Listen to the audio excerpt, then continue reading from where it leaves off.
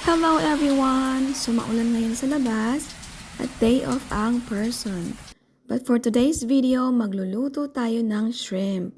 Gagamit lang tayo ng butter, ginger, garlic, spring onion, boiled shrimp, nilagang mais, at patatas.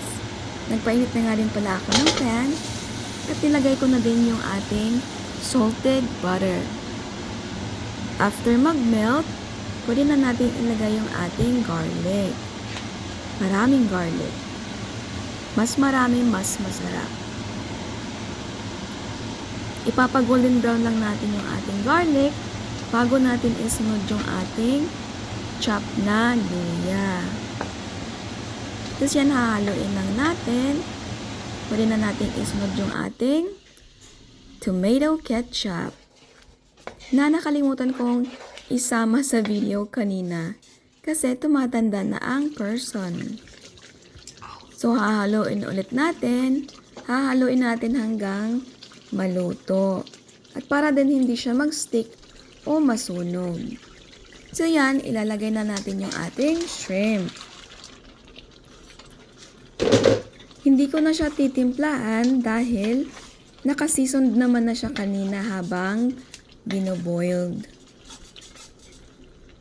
So yan, hahaluin lang natin. At isunod naman natin yung ating mais at patatas. Sinong may gusto ng mais at patatas? Yung mga anak ko, paborito nila yung mais. So yan, hahaluin ulit natin. So kumuha na ako ng isa pang sandok para mahalo ko siya. Kasi hindi ko kayang isahan lang. Hindi ko kayang haluin ng isang kamay lang. So, yan. Nilagay ko na din yung ating spring onions. Tatakpan lang natin para mag-simmer lang siya kaunti.